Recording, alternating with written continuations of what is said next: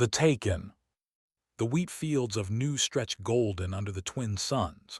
The colony was small, quiet, and far from the busy trade routes of the galaxy. Most humans here were farmers, teachers, and simple workers who wanted peace after Earth became too crowded. They built homes with their hands. They raised children who had never seen war. They believed they were safe. Stood in his kitchen watching his daughter through the window. Was 7 years old with messy black hair and dirt on her knees. She was chasing butterflies through the wheat, laughing at nothing, happy in the way only children can be. Her stuffed rabbit, old and missing one eye, sat on the porch waiting for her return. She will ruin her dress again, said from behind him. His wife was cutting vegetables, smiling at the same scene. Third time this week. Let her play, said. She is young, dresses can be washed. He picked up his jacket and kissed on the forehead. Today was market day. He needed to buy seeds for the next planting season. It was a 30-minute drive to town, nothing more. He would be back before dinner. Tell I will bring her favorite candy, he said. You spoil her too much. That is my job. Walked to his old truck, started the engine, and drove down the dirt road. The wheat waved in the wind like a golden ocean. He did not look back. He had no reason to. His family was safe. His world was peaceful. Nothing bad ever happened on New. He was wrong. The ship entered the atmosphere 20 minutes after left. It was small, black, and moved without sound. They were an ancient race, reptilian and cold, with scales the color of dark stone and eyes that held no warmth. They had ruled the outer rim for 3,000 years. They conquered. They enslaved. They collected. Today, they were collecting children. The ship landed at the edge of the wheat field, crushing the golden stalks under its weight. 2 soldiers stepped out, their armor thick, their weapons ready. They had done this many times on many worlds. Human colonies were easy targets. The adults fought, but they were weak. The children were soft and valuable. Buyers across the galaxy paid good money for human young. They were curious creatures, humans. They felt so much. They broke so beautifully. Saw the ship and stopped running. She did not know what it was. She had never seen anything like it. For a moment she thought it was a bird, a very big bird with no wings. Then she saw the soldiers and something cold touched her heart. "Mama," she whispered, but her mother was inside. The house was far away.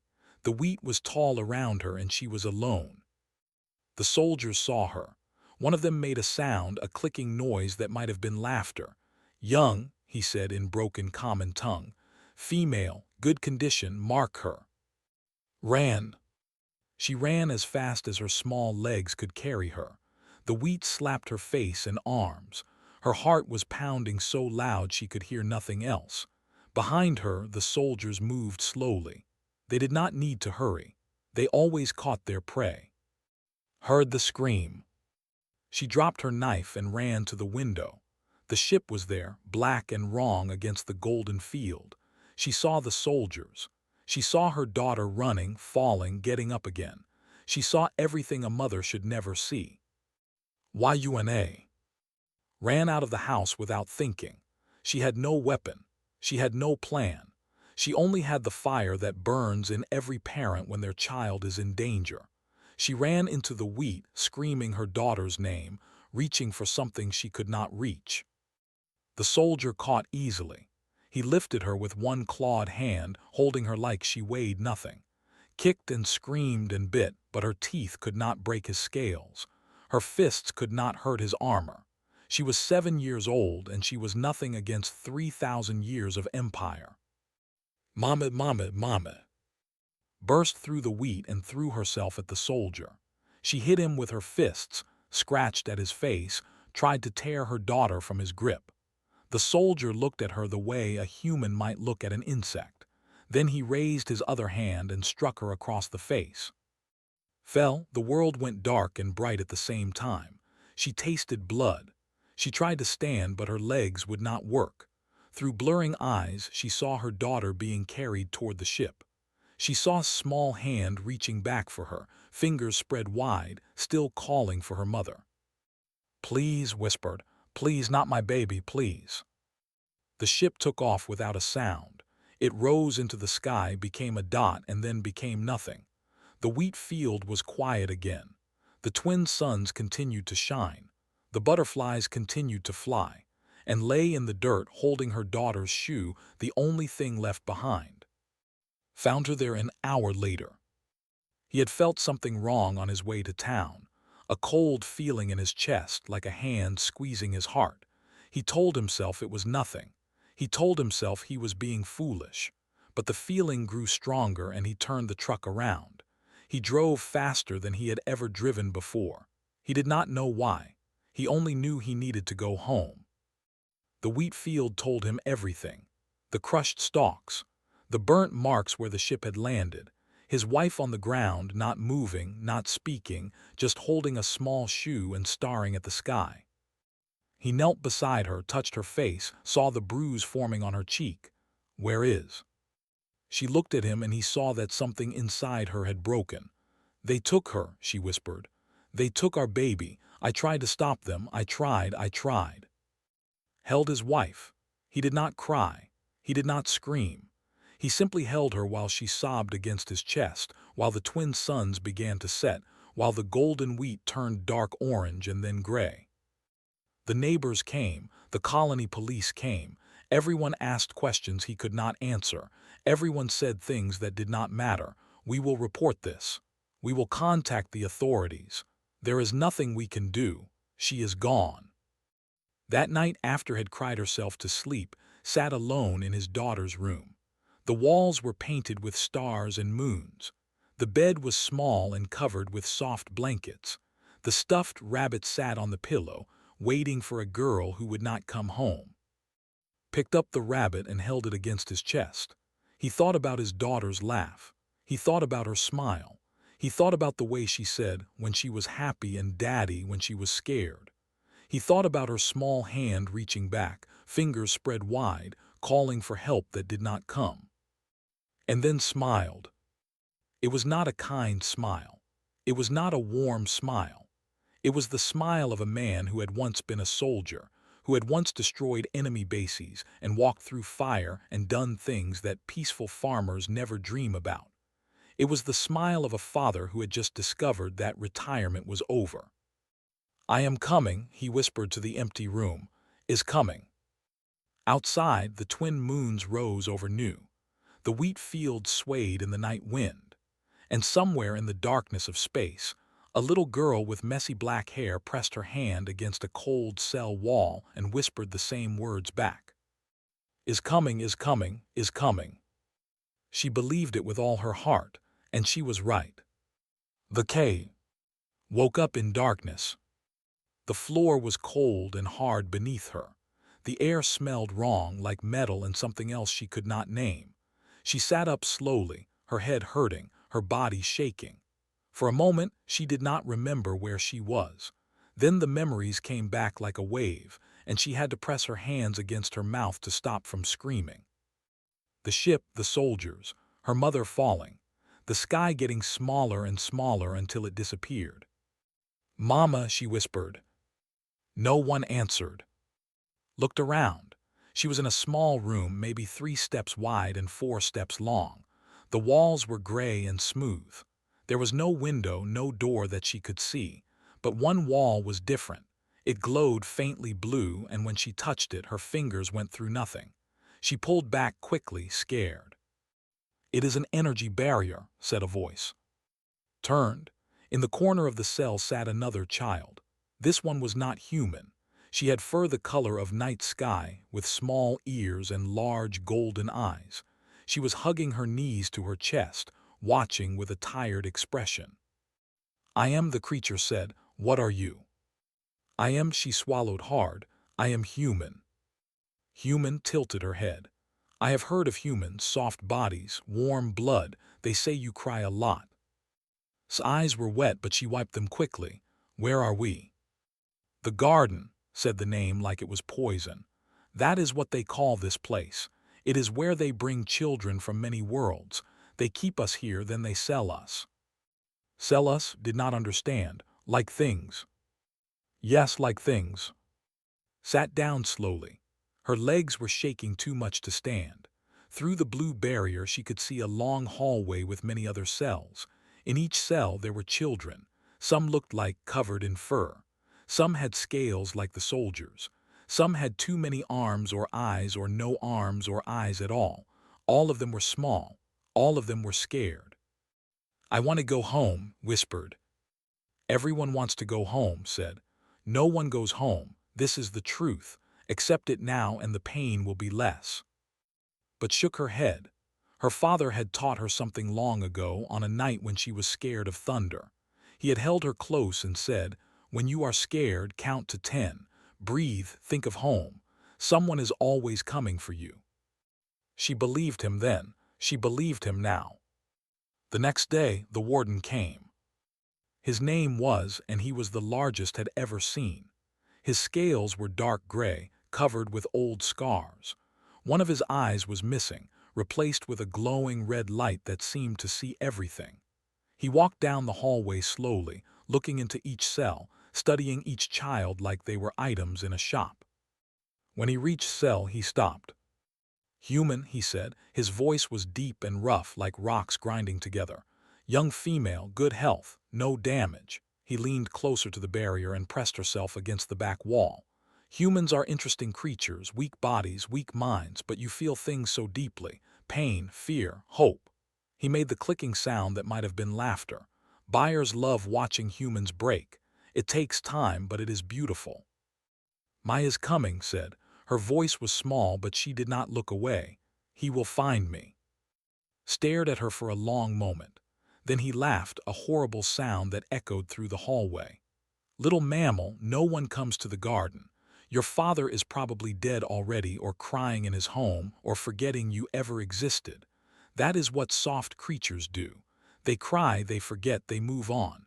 It is the way of the universe." "You are wrong." "Am I?" Leaned even closer. The red light of his eye filled vision. "I have been doing this for 200 years, child. I have taken thousands of young ones from hundreds of worlds. Not once has anyone come for them, not once. Your hope is a lie you tell yourself to survive. Soon, you will stop believing it, and then you will be ready." He walked away, still laughing. That night cried. She cried quietly, pressing her face against her knees so no one would hear. She cried for her mother, for her father, for the wheat fields and the butterflies and the stuffed rabbit she would never see again. She cried until there were no more tears left, until her chest hurt, until she could barely breathe. And then she stopped. She wiped her face with her dirty sleeve. She stood up.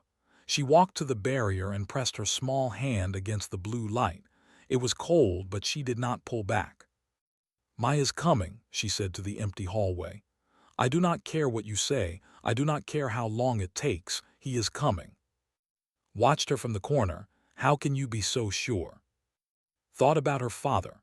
She thought about his strong hands and his warm laugh and the way he always kept his promises.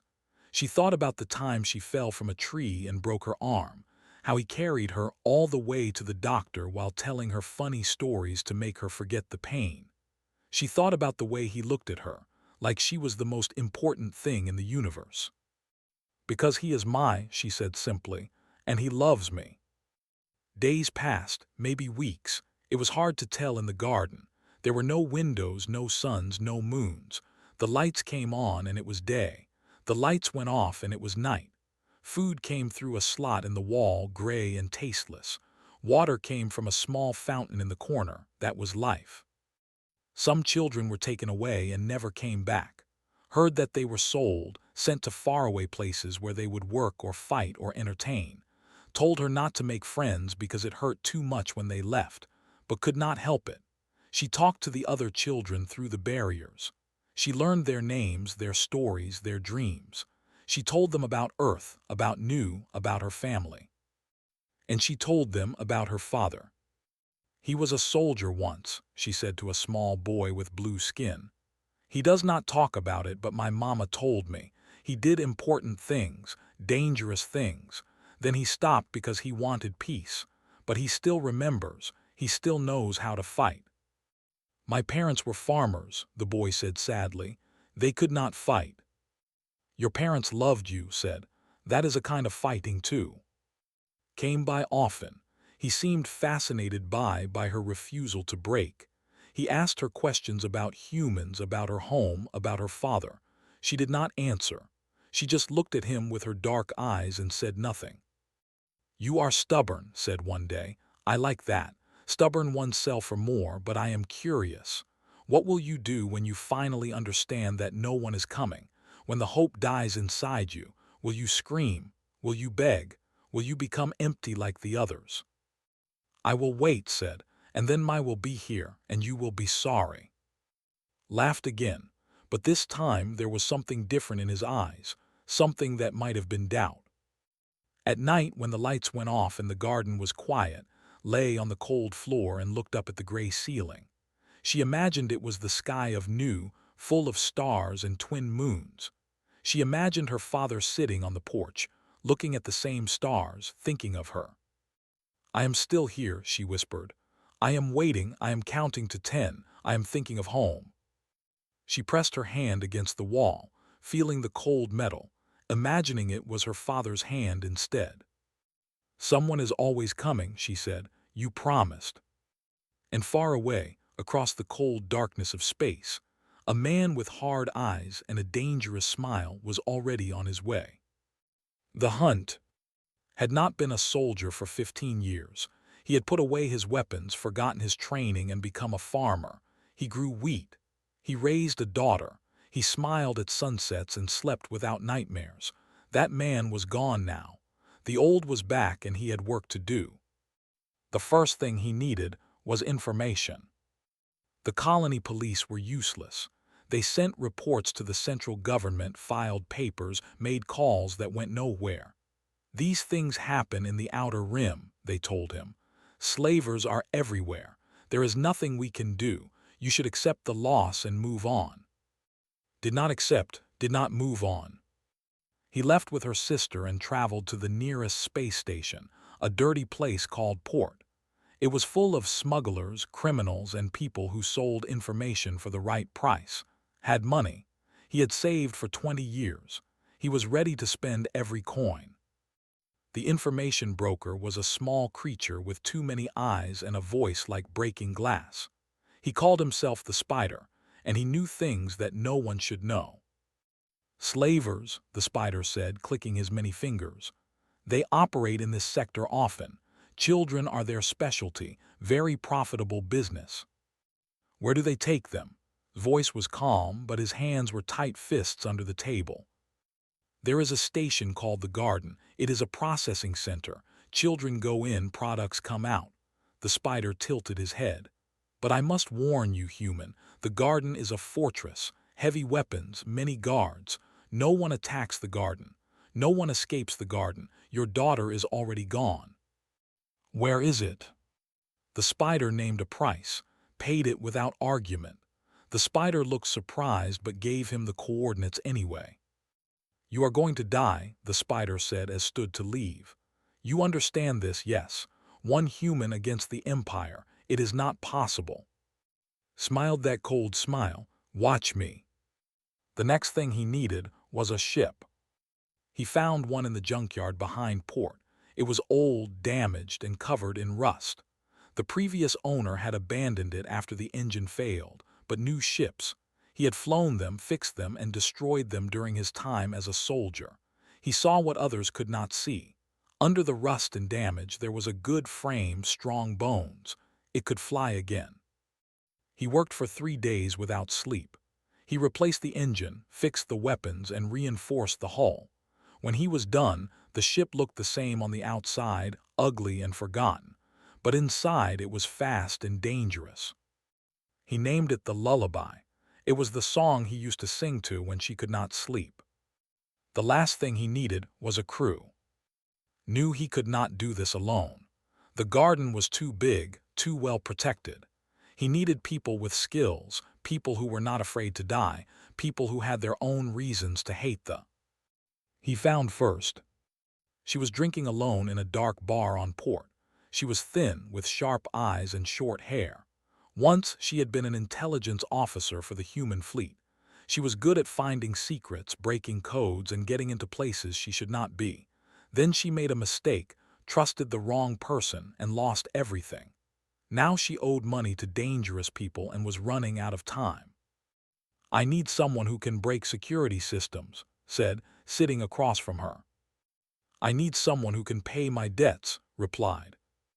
"Done." She looked at him for a long moment. "What is the job?" "I am going to destroy a slaver station and rescue my daughter." Laughed, then she saw his face and stopped laughing. "You are serious?" "Yes." "That is suicide."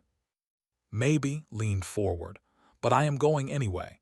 Come with me and your debts disappear. Stay here and you die in a few weeks when the collectors find you. Choose." Finished her drink. "When do we leave?" Was next. He was a combat medic, the best in the Outer Rim. He could fix any wound, treat any injury, keep people alive when they should be dead. But he had stopped practicing medicine years ago, after his own son was taken by slavers. He spent his days doing nothing, waiting for death, punishing himself for a failure that was not his fault. Found him in a small apartment that smelled like old food and sadness. Was thin, unshaved, with empty eyes that had seen too much. "I am going after slavers," said. "I need a medic." Did not move. "I do not do that anymore." "I know about your son." Now looked at him.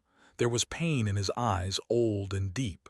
"Then you know why I cannot help you. I could not save my own child.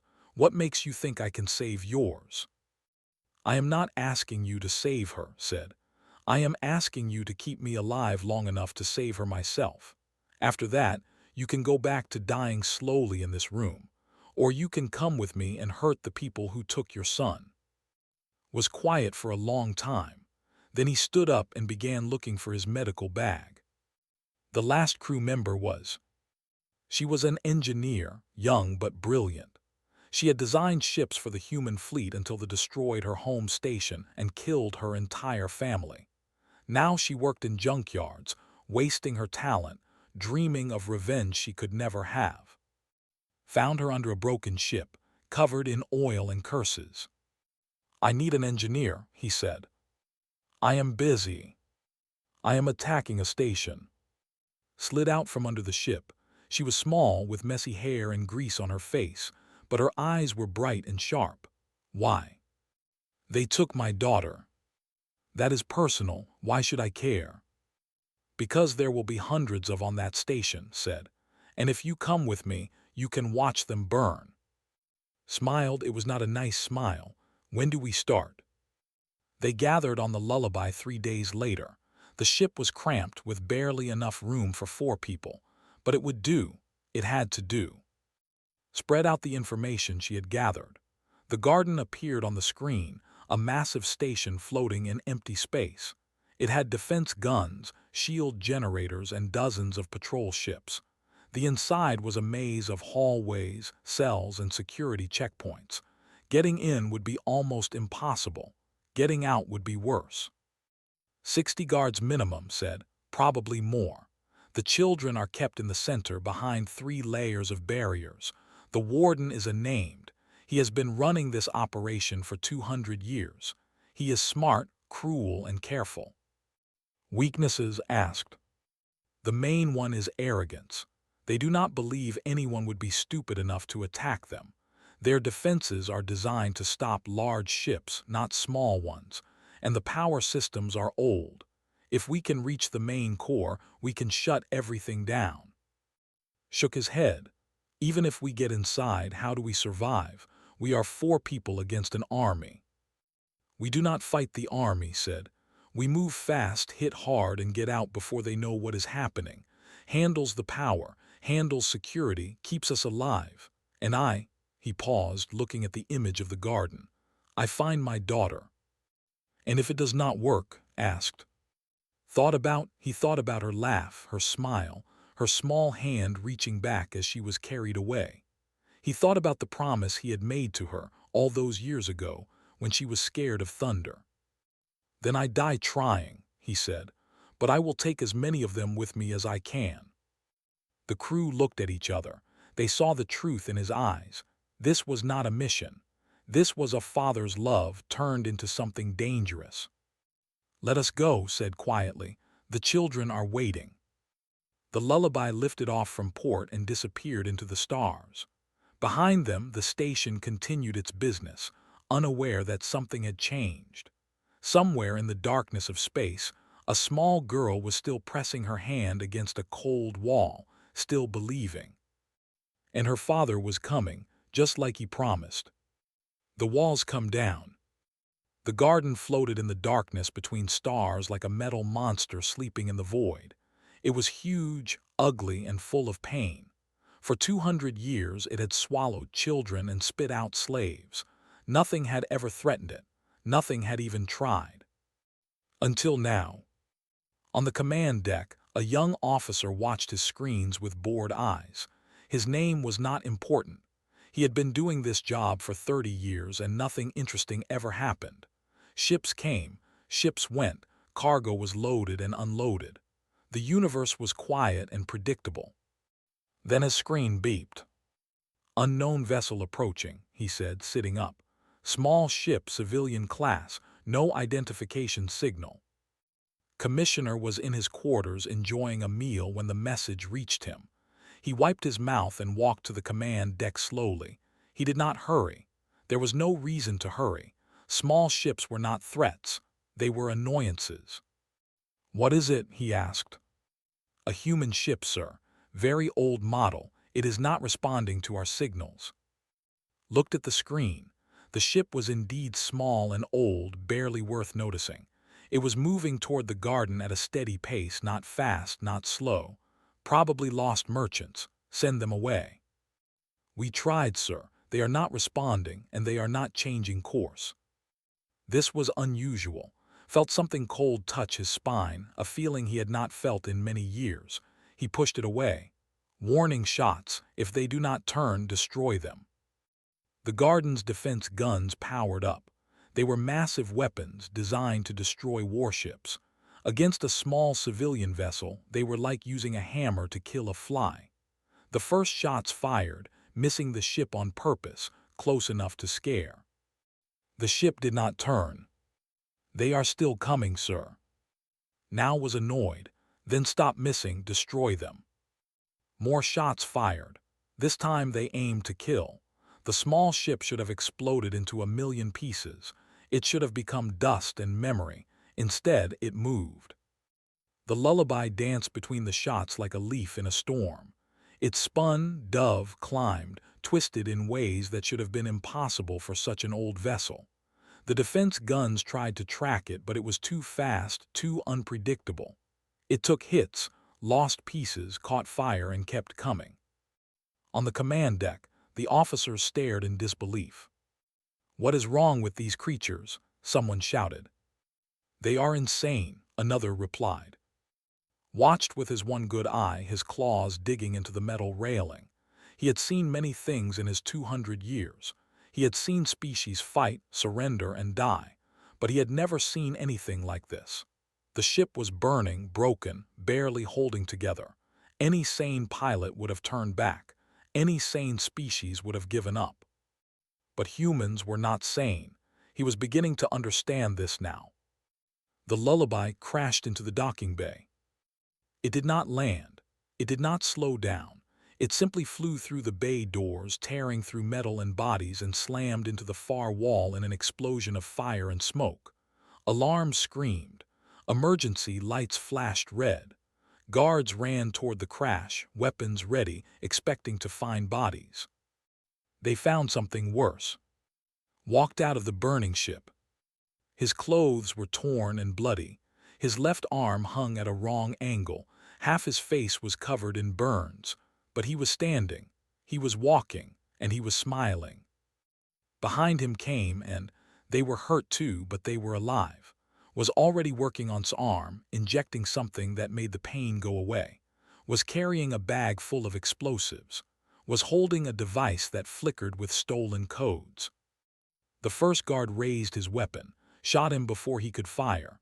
The second guard tried to run, shot him too. The third, fourth, fifth guards came, and they fell just as fast. moved like water, like smoke, like something that could not be stopped. Every shot was perfect. Every movement was precise. "Security center is this way," said, checking her device. "Go," replied, "power core with me." They split up. The station was chaos now, alarms everywhere, guards running in every direction. But they were confused. They had never been attacked like this. They did not know what to do, who to chase, where to go. They were an empire that had never faced a true threat, and they were learning what fear felt like. Reached the security center in 3 minutes. 2 guards stood at the door. She killed them both with a blade she kept hidden in her sleeve, fast and silent. Inside, the control panels glowed with power. She connected her device, and her fingers flew across the screen. "Codes accepted," she whispered. "I am in." One by one, the security systems died. Cameras went dark. Door locks opened. Communication signals jammed. The garden was going blind. Reached the power core in 5 minutes. It was a massive room, full of humming machines and hot air. The core itself was a spinning ball of energy, beautiful and deadly. Looked at it and smiled. "This is for my family," she said, and began placing her explosives. Moved through the station like a ghost. He had studied the maps, memorized the paths, counted every step in his mind.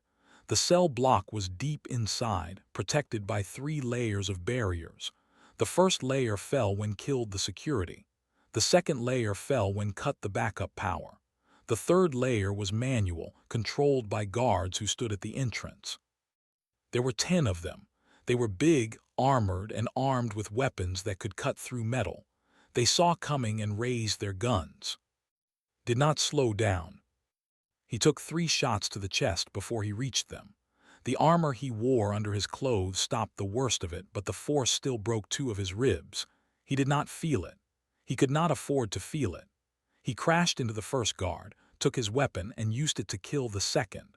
The third guard swung at him with a blade, caught the blade with his bare hand, blood pouring from his palm, and pushed it into the guard's own throat. Ran behind him, injecting drugs that kept his body moving, sealing wounds that should have killed him. "You should be dead," said, his voice shaking. Later replied, "First." The 7th guard fell. The 8th. The 9th. The 10th tried to run but caught him and slammed him against the wall. "Where are the children?" asked. The guard was terrified. He had never seen anything like this human, this bloody, broken creature that refused to die. "Through the door," he gasped. "Straight ahead. Please, please do not." Dropped him and walked through the door. The cell block was long, lined with blue barriers on both sides. Behind each barrier, children stared out with wide eyes. Some were crying. Some were screaming. Some were too shocked to make any sound at all. They saw the human covered in blood, and they did not know if he was there to save them or hurt them. "APPA." The voice cut through everything. Turned, and there she was, his daughter, alive, whole, pressing her hands against the barrier, tears streaming down her face, calling for him. His voice broke for the first time. I am here, baby." The barriers flickered and died as finished her work. Children poured out of their cells, running, screaming, looking for escape. Pushed through them, his eyes on only one face, one person, one reason for everything.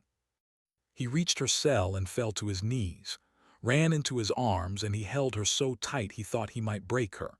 She was crying, he was crying, and for one moment the war stopped.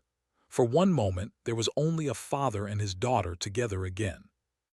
"I knew you would come," whispered against his chest. "I knew it, I told them. I said Mai is coming." "I am here," said. "I am here. I will never let them take you again." Behind them was organizing the children, leading them toward the escape pods had prepared, was covering the exits, shooting any guard who came close. The station was shaking now, alarms changing from warning to emergency. The power core was about to blow. "We have to go," called, "now." Stood lifting in his arms. She was so light, so small. He had crossed the galaxy for her, destroyed an empire's pride for her, nearly died a dozen times for her, and he would do it all again without hesitation. They ran toward the escape pods. Around them the garden burned. The message. The escape pods launched one after another, carrying children away from the garden, piloted the first group, took the second, loaded the last of the young ones into the third pod and turned to with urgent eyes. Time is running out. The core will blow in 6 minutes. Nodded. He was still holding her arms wrapped around his neck, her face buried against his shoulder. She was shaking but not crying anymore. She was safe. That was all that mattered. They moved toward the final pod when a voice echoed through the burning hallway. Human. Stopped, he knew that voice. He turned slowly and saw Commissioner standing at the end of the corridor. The warden was wounded, burned, missing 2 fingers on his left hand. His armor was cracked, his scales blackened by fire. But he was still standing. Behind him, the station groaned and shook as explosions tore through its lower levels. You destroyed everything, said. His voice was calm, but his eyes burned with hate. 200 years of work, thousands of credits, my reputation, my station. He stepped forward, each footstep heavy on the metal floor. For one small child. She is my daughter, replied. She is cargo, she is property, she is nothing. Pulled a weapon from his belt, a blade that glowed with heat. And you are an insect that has flown too close to the fire. Put down gently. Stay behind me, he whispered. Close your eyes. Dead? Close them, it will be okay. Closed her eyes. She pressed her hands against her ears and made herself small against the wall. She did not want to see what was about to happen, but she could still hear her father's footsteps, moving forward instead of back. Swung his blade, ducked, stepped inside this reach and drove his fist into the burned scales of his chest. The warden grunted in pain but did not fall. He was bigger, stronger, and had been fighting for centuries. He grabbed by the throat and lifted him off the ground. Your kind is weak, hissed. Soft bodies, short lives, you feel too much, you hope too much, that is why you lose. Could not breathe. His vision was going dark at the edges, but he was still smiling. You talk too much, he whispered and pulled the knife from his belt. The blade went into his remaining eye.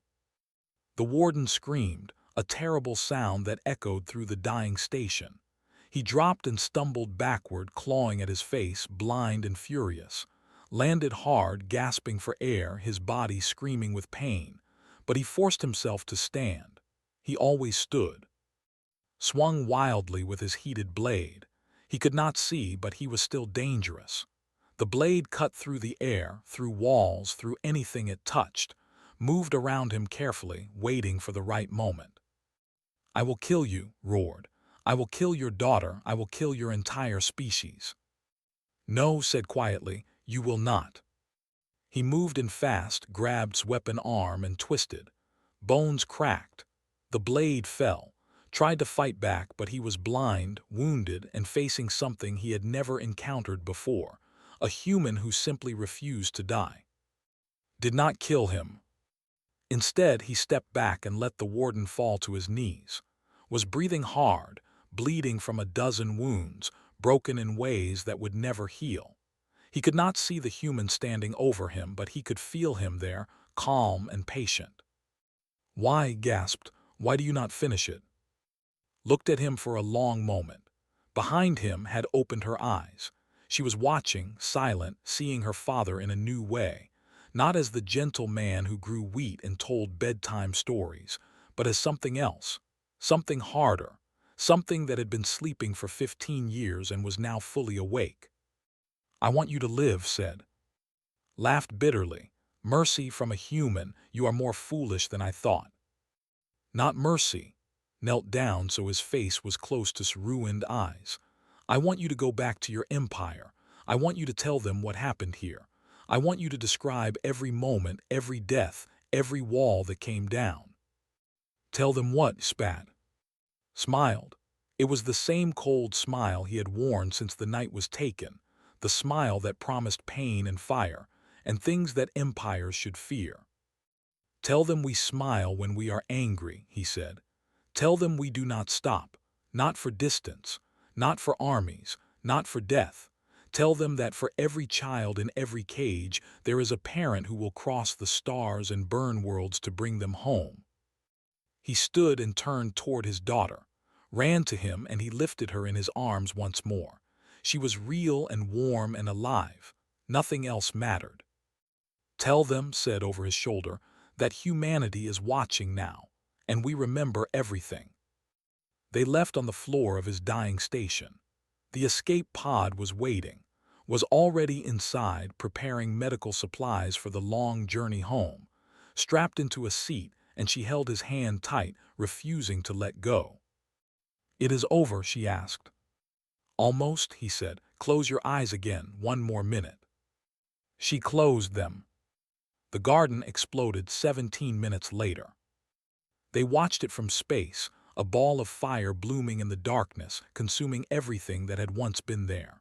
The cells, the guards, the pain, the screaming, all of it turned to ash and debris.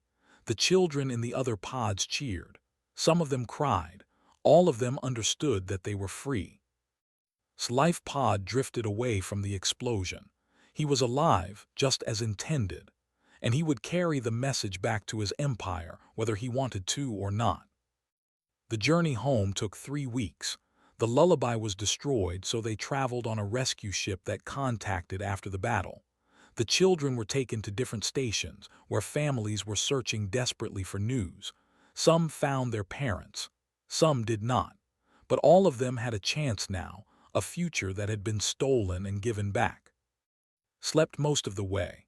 When she was awake, she held her father's hand and talked about small things, the wheat fields, the butterflies, her stuffed rabbit waiting on the porch.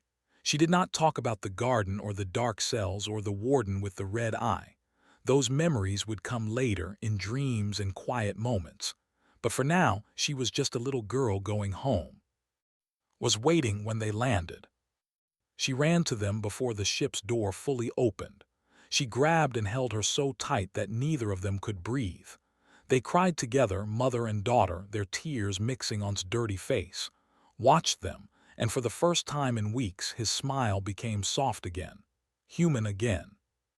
"You brought her back," whispered, looking up at him.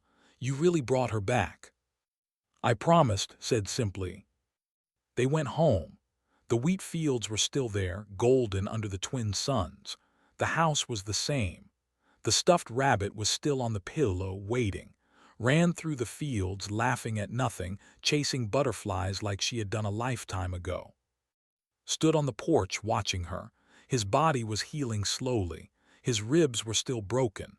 His hand was still bandaged. But none of that mattered. His daughter was home. The message spread faster than light. It traveled through space stations and trade ships, through whispers and official reports. The Empire tried to hide what happened, but the truth was too big to contain. Stories appeared everywhere. A human father, 4 people against an army, a fortress destroyed, children freed. Slave markets across the outer rim began to change. Buyers became nervous. Captains looked at human colonies and chose other targets. It was not fear exactly, not yet, but it was something close to it. Because now everyone knew what humans would do for their children. Now everyone understood the danger of cages. On a distant world, in a hospital bed, Commissioner lay in darkness.